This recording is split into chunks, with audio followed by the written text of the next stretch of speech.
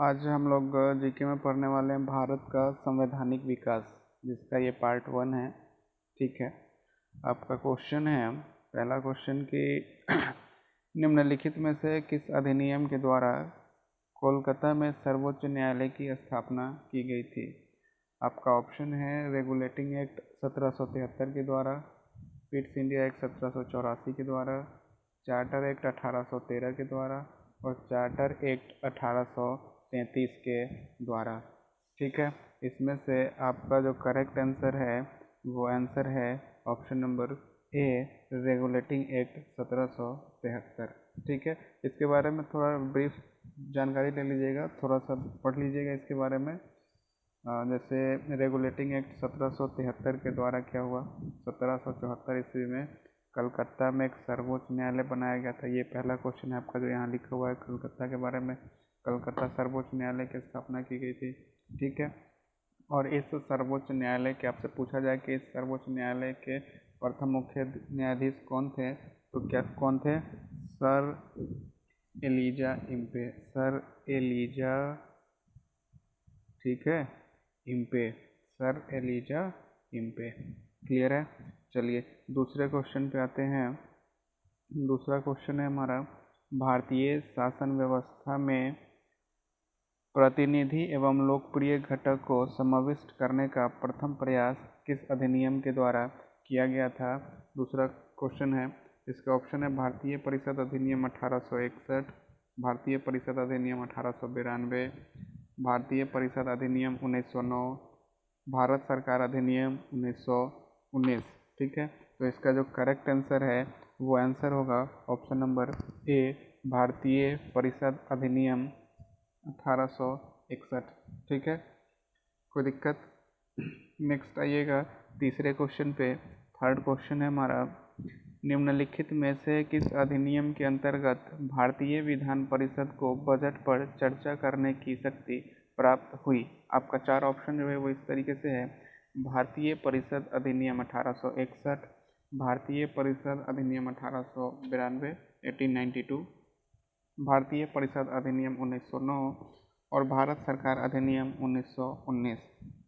ठीक है, तो इसका जो आंसर हो जाएगा करेक्ट आंसर वो ऑप्शन बी है, भारतीय परिषद अधिनियम 1892। ठीक है, इस अधिनियम के अंतर्गत बजट पर चर्चा करने का क्या किया गया, अधिकार, शक्ति प्रदान की गई, अधिकार दिया गया, लेकिन उन्हें मतदान का अधिकार पर्याप्त नहीं था, वो मत नहीं दे सकते थे। ठीक है, अप्रत्यक्ष निर्वाचन पद्धति का आरंभ किया जाना इस अधिनियम का एक प्रमुख विशेषता था। तो आप याद रखिएगा एक्स्ट्रा में इसके बारे में कि भारतीय परिषद अधिनियम 1892 जो था, इसमें बजट पर चर्चा करने का अधिकार दिया गया। ठीक है, बजट पर चर्चा करने का अधिकार दिया गया, लेकिन मतदान, वोट जो है वो वोट देने का अधिकार नहीं था।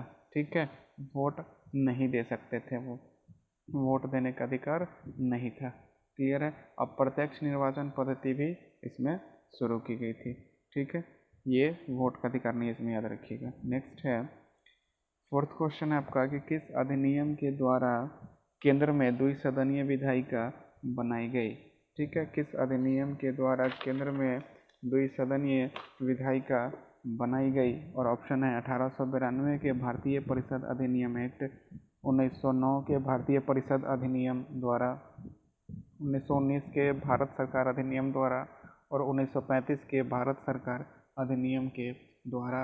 इसका जो करेक्ट आंसर है वो ऑप्शन नंबर सी होगा, 1919 के भारत सरकार अधिनियम के द्वारा। ठीक है, इसके बारे में थोड़ा और जानकारी रख लीजिएगा कि इसके साथ साथ तो द्विसदनीय विधायिका की स्थापना की गई और इस अधिनियम के अंतर्गत प्रत्यक्ष निर्वाचन प्रणाली भी अपनाई गई थी। आप साथ में लिखते जाइएगा, वीडियो को पॉज करके सुन के। ठीक है, इसके अलावा क्या किया गया, द्विसदनीय विधायिका के अलावा प्रत्यक्ष निर्वाचन प्रणाली अपनाई गई और महिलाओं को वोट देने का अधिकार दिया गया। ठीक है, महिलाओं को क्या किया गया, महिला इसमें वोट दे सकती थी, महिला इसमें वोट दे सकती थी।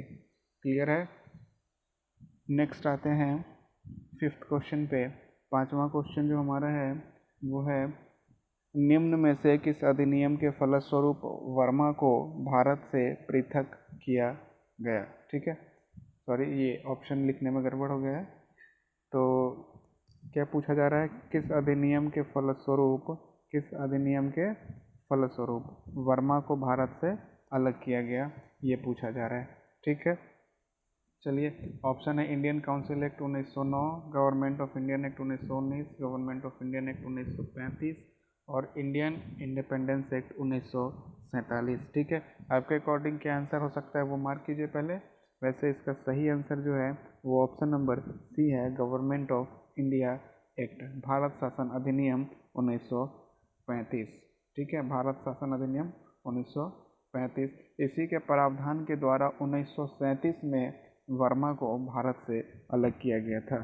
ठीक है, वर्मा को कब अलग किया गया था? वर्मा जो यहाँ है डेट दिया हुआ रहेगा आपके पास कि कब अलग किया गया। तो एक तो आपको इसका रखना है कि ऑप्शन नंबर सी है, गवर्नमेंट ऑफ इंडियन एक्ट 1935 के तहत, और कब किया गया तो इसके तहत 1937 में किया गया था अलग। ठीक है, इसके तहत कब किया गया था? 1937 में किया गया था। 1 अक्टूबर 1937 को दिल्ली में संघीय न्यायालय की स्थापना भी की गई थी इसके तहत। क्लियर है? 1 अक्टूबर 1937 को दिल्ली में संघीय न्यायालय की स्थापना भी की गई थी। आप डायरी पे सब पॉइंट को नोट करते जाइएगा, इस ऑप्शन के अलावा जो भी पॉइंट है वो सब नोट करते जाइएगा। ठीक है, चलिए क्वेश्चन नंबर 6 पे आते हैं। क्वेश्चन नंबर 6 है, 1935 के अधिनियम द्वारा स्थापित संघ में अवशिष्ट शक्तियाँ किसको दी गई थी? ठीक है, ऑप्शन है संघीय विधान पालिका को, प्रांतीय विधानमंडल को, गवर्नर जनरल को और प्रांतीय गवर्नर को। तो इसका जो करेक्ट आंसर होगा, सोच लिए आप, चलिए देखिए सही है कि नहीं। इसका आंसर जो होगा ऑप्शन नंबर सी होगा, गवर्नर जनरल को। ठीक है, कुछ आपातकालीन अधिकार गवर्नर जनरल को प्रदान किए गए थे इसमें एक्स्ट्रा में। ठीक है, भारत शासन अधिनियम 1935 के द्वारा केंद्र तथा प्रांतों के मध्य, केंद्र और प्रांत के बीच में शक्तियों का विभाजन 3 सूची में किया गया था। ठीक है, एक था संघ सूची, क्या था? एक संघ सूची। दूसरा था प्रांतीय सूची, क्या था? प्रांतीय सूची।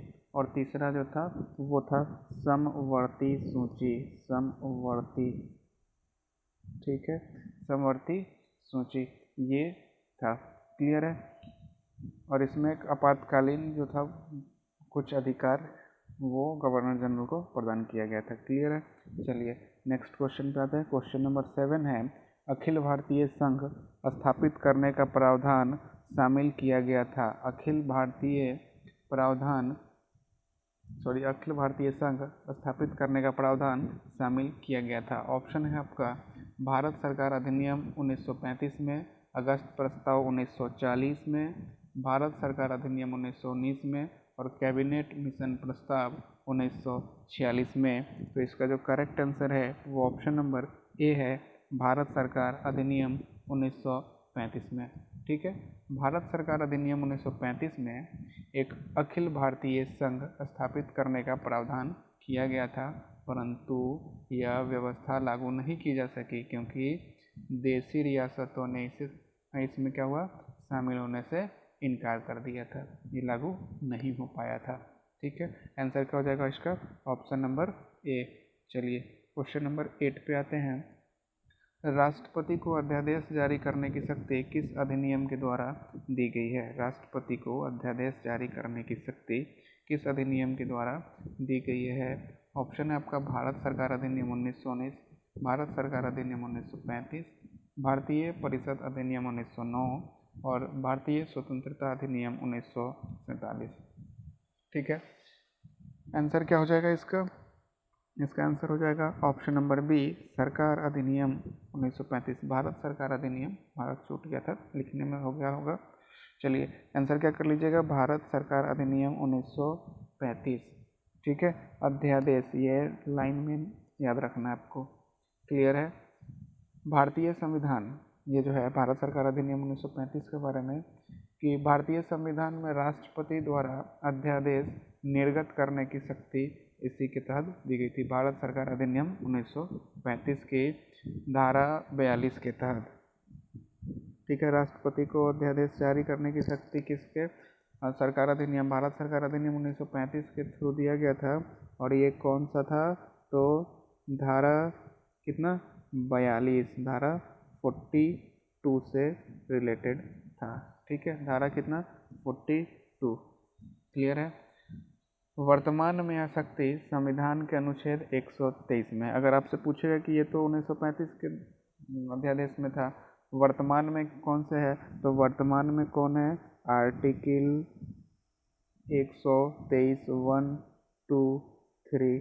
कोई दिक्कत, प्रेजेंट में अगर आपसे कहेगा तो आर्टिकल 135 में है।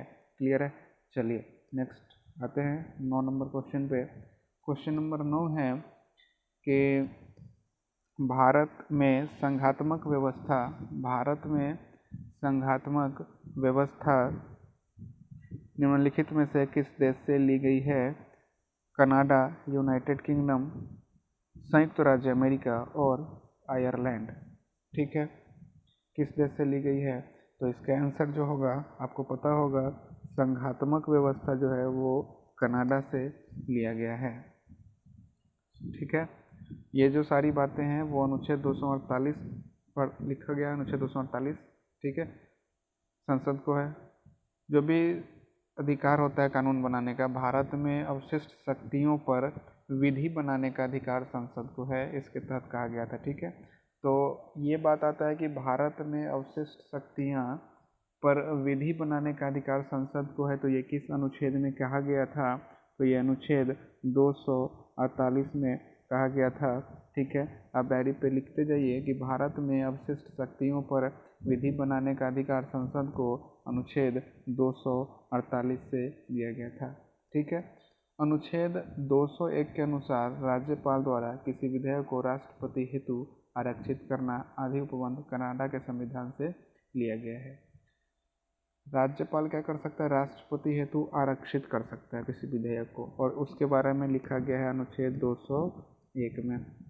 ठीक है, ये राज्यपाल राष्ट्रपति के लिए रख सकता है। क्लियर है। चलिए क्वेश्चन नंबर 10 पे आइए। 10वां क्वेश्चन है कि भारतीय संसदीय प्रणाली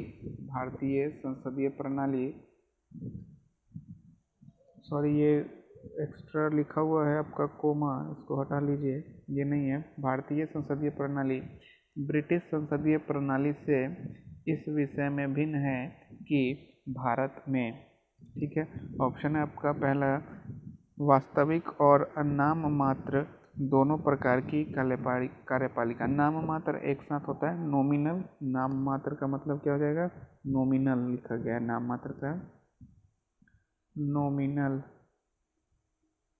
नॉमिनल होता है इसका इंग्लिश। ठीक है, दूसरा है सामूहिक उत्तरदायित्व की व्यवस्था। सामूहिक उत्तरदायित्व, ठीक है, सामूहिक उत्तरदायित्व यहाँ पे छूटा हुआ है, इसमें होगा सामूहिक उत्तरदायित्व। ठीक है, ये है सामूहिक उत्तरदायित्व, मतलब कलेक्टिव रिस्पॉन्सिबिलिटी। क्या है, कलेक्टिव रिस्पॉन्सिबिलिटी की व्यवस्था। और ऑप्शन नंबर सी है द्विसदनीय विधायिका। यहाँ जो है यहाँ भी छूटा हुआ है, इसमें लिखा हुआ है द्विसदनीय। ठीक है, आप लोग कर लीजिएगा द्विसदनीय। और ऑप्शन नंबर 4 जो है वो है न्यायिक पुनरावलोकन की व्यवस्था। तो इसमें जो आंसर होना है वो आंसर है ऑप्शन नंबर डी, न्यायिक पुनरावलोकन की व्यवस्था। क्या आंसर है, ऑप्शन नंबर डी। ठीक है, न्यायिक पुनरावलोकन की व्यवस्था। ध्यान से देखिएगा इसमें कुछ और चीज़ कि भारत में संविधान में न्यायिक पुनरावलोकन प्रत्यक्ष नहीं बल्कि अप्रत्यक्ष रूप से निहित है। भारत में जो है न्यायिक पुनरावलोकन प्रत्यक्ष नहीं बल्कि अप्रत्यक्ष रूप से है, और ये बात कहा गया है आपको आर्टिकल 13 में, आर्टिकल 13 में। ठीक है, एक को किस लाइन में कहा गया, आर्टिकल 13 में कहा गया है। और इसके अंतर्गत कार्यपालिका के किसी आदेश या विधायिका के किसी कानून पर न्यायालय द्वारा पुनर्विचार करना और असंवैधानिक पाए जाने पर उसे रद्द कर देने का अधिकार भी होता है। ठीक है, भारतीय संविधान के न्यायिक पुनरावलोकन की संकल्पना। ये जो न्यायिक पुनरावलोकन है, ठीक है, ये कहाँ से लिया गया था? तो अमेरिका के संविधान से लिया गया था। कहाँ के संविधान से लिया गया था? अमेरिका के संविधान से लिया गया था। क्लियर है? अमेरिका के संविधान से लिया गया था। ये भी याद रखिएगा, न्यायिक पुनरावलोकन कहाँ से लिया गया था? तो अमेरिका के संविधान से लिया गया था। क्लियर है? याद रहेगा। चलिए नेक्स्ट क्वेश्चन पे आते हैं। Question number 11। क्वेश्चन नंबर 11 है, भारतीय संविधान में निहित मौलिक अधिकारों की अवधारणा किस देश के संविधान से ग्रहण की गई है? भारतीय संविधान में निहित, ठीक है, मौलिक अधिकारों की अवधारणा किस देश के संविधान से ग्रहण की गई है? ऑप्शन है फ्रांस, ब्रिटेन, संयुक्त राज्य अमेरिका और रूस। तो इसका जो करेक्ट आंसर है वो ऑप्शन नंबर सी है, संयुक्त राज्य अमेरिका। ठीक है, संयुक्त राज्य अमेरिका से लिया गया है। भारतीय संविधान के कौन से भाग 3 में निहित है मूल अधिकार? मौलिक अधिकार किस में निहित है? तो आप कहिएगा भारतीय संविधान के भाग 3 में निहित है। ठीक है, अमेरिका के अधिकार पत्र के समान ही है। ये जो मौलिक अधिकार हमारे यहाँ का है, आपको याद रखना है कि संयुक्त राज्य अमेरिका से लिया गया है और भारतीय संविधान में ये किस भाग में है? तो भाग 3 में है। क्लियर है? चलिए नेक्स्ट क्वेश्चन पे आते हैं। क्वेश्चन नंबर 12 नंबर क्वेश्चन पे आते हैं। B.R. अम्बेडकर का संविधान सभा में निर्वाचन हुआ था। ये पूछा जा रहा है कि कहाँ से हुआ था? पश्चिम बंगाल से, बम्बई प्रेसिडेंसी से। उस टाइम ये जो मुंबई है, उस टाइम ये बम्बई हुआ करती थी। क्या होती थी? बम्बई। क्लियर है? चलिए, तो बम्बई प्रेसिडेंसी से और तत्कालीन मध्य भारत से, और चौथा ऑप्शन है पंजाब से। तो इसका करेक्ट आंसर जो है वो ऑप्शन नंबर बी होगा, बम्बई प्रेसिडेंसी से हुआ था। कहाँ से हुआ था? बम्बई प्रेसिडेंसी से हुआ था B.R. अम्बेडकर का।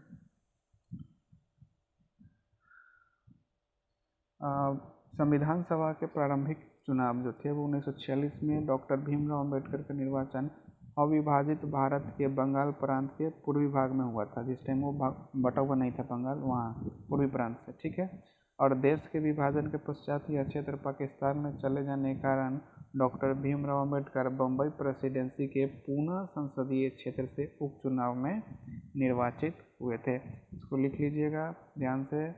ठीक है, कि अविभाजित जो बंगाल था वहाँ के पूर्वी भाग से निर्वाचित हुए थे, लेकिन बंटवारे के बाद वो हिस्सा कहाँ चला गया?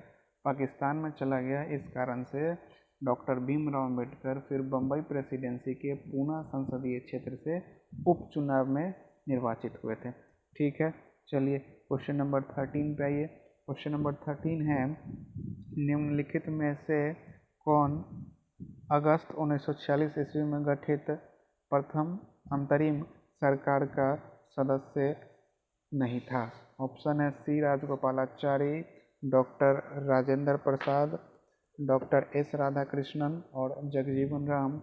तो करेक्ट आंसर जो होगा वो ऑप्शन नंबर सी होगा, doctor S Radhakrishnan. Cabinet mission योजना के अंतर्गत अंतरिम सरकार का गठन जो है 24 अगस्त 1946 में किया गया। ठीक है, अंतरिम सरकार के सदस्यों में जवाहरलाल नेहरू, डॉक्टर राजेंद्र प्रसाद, सरदार वल्लभ भाई पटेल, सी राजगोपालाचारी तथा जगजीवन राम, ये सब सदस्य उसमें शामिल थे। ठीक है, लेकिन डॉक्टर एस राधाकृष्णन अंतरिम सरकार के सदस्य नहीं थे, बल्कि ये स्वतंत्र भारत के पहले उपराष्ट्रपति चुने गए थे। क्लियर है? नेक्स्ट क्वेश्चन पे आते हैं। क्वेश्चन नंबर 14 है आपका, भारत की संविधान सभा का प्रथम अधिवेशन कब प्रारंभ हुआ?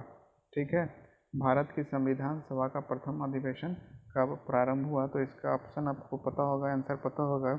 ये जो शुरू हुआ था वो 9 दिसंबर 1946 को हुआ था। ऑप्शन नंबर बी सही है। ठीक है, इसका जो पहला बैठक है वो कब हुआ था? 9 दिसंबर 1946 को हुआ था। जिसका अस्थायी सदस्य डॉक्टर सच्चिदानंद सिन्हा को बनाया गया था। संविधान सभा की पहली बैठक में मुस्लिम लीग शामिल नहीं हुई थी, ध्यान रखिएगा, मुस्लिम लीग शामिल नहीं हुई थी। और इसमें अस्थायी अध्यक्ष किसे नियुक्त किया गया? डॉक्टर सच्चिदानंद सिन्हा को। ठीक है। 11 दिसंबर 1946 को फिर डॉक्टर राजेंद्र प्रसाद को निर्विरोध संविधान सभा के अस्थायी अध्यक्ष के रूप में चुन लिया गया था। पहले जो अस्थायी थे डॉक्टर सच्चिदानंद सिन्हा, और बाद में जो अस्थायी हुए वो डॉक्टर राजेंद्र प्रसाद, जो हमारे राष्ट्रपति भी थे। ठीक है, डॉक्टर राजेंद्र प्रसाद पीडी। ठीक है, चलिए नेक्स्ट क्वेश्चन पे आते हैं। क्वेश्चन नंबर 15 है, संविधान सभा के समक्ष संविधान की प्रस्तावना किसने प्रस्तुत की थी? तो ऑप्शन है आपका Jawaharlal Nehru, doctor BR Ambedkar, BN Rao, Mahatma Gandhi. तो इसका जो आंसर है वो क्या है? आप सबको ये पता होना चाहिए, जवाहरलाल नेहरू। संविधान सभा के समक्ष संविधान की प्रस्तावना किसने प्रस्तुत की? जवाहरलाल नेहरू ने प्रस्तुत की थी। 13 दिसंबर 1946 को कब किए थे? 13 दिसंबर 1946 को, 13 दिसंबर 1946 को। क्लियर है? चलिए 16 नंबर क्वेश्चन पे आइए। क्वेश्चन नंबर 16 है, भारतीय संविधान के निर्माण हेतु भारतीय संविधान सभा के कुल कितने अधिवेशन आयोजित किए गए थे? ठीक है, भारतीय संविधान के निर्माण हेतु भारतीय संविधान सभा के कुल कितने अधिवेशन आयोजित किए गए थे? तो इसका ऑप्शन होगा आंसर ऑप्शन नंबर सी, 11। ठीक है, इसको बनाने में टोटल 2 वर्ष 11 महीना और 18 दिन लगा था, और इस दौरान कुल 11 अधिवेशन आयोजित किए गए थे। अधिवेशन का जो अवधि था वो 165 दिन का था, और जो खर्च था वो पूरा 64 लाख का था। 11 अधिवेशन, पहले भी यहाँ 11 अधिवेशन है, आप दिन में लिखिएगा तो 165 डे। ठीक है, 165 दिन का अधिवेशन था, 11 अधिवेशन। क्लियर है? और खर्च जो था वो 64 लाख रुपए का था, और टाइम जो था टोटल वो लग गया था आपको 2 वर्ष 11 महीना और 18 दिन। क्लियर है? ये लग गया था टोटल टाइम। चलिए 17 नंबर क्वेश्चन पे आते हैं। संविधान सभा में सदस्यों का निर्वाचन कैसे हुआ था? संविधान सभा में सदस्यों का निर्वाचन कैसे हुआ था? ऑप्शन है आपका प्रत्यक्ष रूप से जनता द्वारा, भारतीय राष्ट्रीय कांग्रेस के नामांकन द्वारा, भारतीय राज्यों के शासकों के नामांकन द्वारा, और एक ऑप्शन है भारतीय विधानसभा के सदस्यों द्वारा। तो ऑप्शन इसका सही होगा, जो आंसर वो है ऑप्शन नंबर डी, प्रांतीय विधानसभा के सदस्यों द्वारा। क्लियर है? चलिए क्वेश्चन नंबर 18 पे आइए। क्वेश्चन नंबर 18 तो दिख ही रहा था, देखिए क्या है। संविधान सभा में कानूनी सलाहकार कौन थे? ये तो आप डायरेक्ट बना सकते हैं। कानूनी सलाहकार कौन थे? BN राव थे। अब बहुत लोग इसमें मार देते हैं BR अम्बेडकर, लेकिन जो सही आंसर है वो है BN राव। संविधान सभा के कानूनी सलाहकार के रूप में सर बेनेगल नरसिंह राव, BN राव का फुल फॉर्म है बेनेगल नरसिंह राव, को नियुक्त किया गया। बाद में इन्हें संयुक्त राष्ट्र सुरक्षा परिषद में वर्ष 1950 से वर्ष 1952 तक भारत का प्रतिनिधित्व भी क्या किए थे? क्लियर है? 19 नंबर क्वेश्चन है कि निम्नलिखित में से कौन भारतीय संविधान की प्रारूप समिति के सदस्य थे? ऑप्शन है N गोपालास्वामी अयंगर, जवाहरलाल नेहरू, अलादी कृष्णस्वामी अय्यर, सरदार पटेल। ठीक है, इसमें से जो करेक्ट आंसर है वो 2 ऑप्शन सही है, ऑप्शन नंबर 1 और option number 3। Gopalaswami Ayyar, N Gopalaswami Ayyangar होना चाहिए, N गोपालास्वामी अयंगर, और Alladi Krishnaswami Ayyar, option number C. तो ए पहला और तीसरा दोनों सही है इसमें। क्लियर है? चलिए नेक्स्ट क्वेश्चन पे आइए। क्वेश्चन नंबर 20 है। क्वेश्चन नंबर 20 है आपका कि किस वर्ष में जन गण मन को भारत के राष्ट्रगान के रूप में अपनाया गया था? वर्ष 1948 में, 1949 में, 1950 में या फिर 1951 में। तो ये आप लोग को पता होगा, वर्ष 1950 में जनगण मन को राष्ट्रगान के रूप में अपनाया गया था। जनगण मन की जो रचना है वो रविन्द्रनाथ टैगोर ने 1911 में की थी। ठीक है, इसे संविधान सभा द्वारा राष्ट्रगान के रूप में 24 जनवरी 1950, कब? 24 जनवरी 1950 को अपनाया गया था। ये 52 सेकंड का होता है टोटल टाइम जो है इसके, 52 सेकंड का। और इसके जो लिखने वाले थे रचयिता, वो रचनाकार थे रविन्द्रनाथ टैगोर। ठीक है, क्वेश्चन नंबर 21 में आते हैं। निम्नलिखित में से संघ संविधान समिति का अध्यक्ष कौन था? निम्नलिखित में से संघ संविधान समिति का अध्यक्ष कौन था? Doctor B.R. अम्बेडकर, आचार्य J.B. कृपलानी, जवाहरलाल नेहरू और अल्लादे कृष्णस्वामी अय्यर। तो इसका जो करेक्ट आंसर आप मान लीजिए, answer direct option number C Jawaharlal Nehru थे। क्लियर है। नेक्स्ट क्वेश्चन जो 22 नंबर है, वह संविधान को 26 जनवरी के दिन लागू करने का निर्णय किस लिए लिया गया था? क्योंकि उस दिन कांग्रेस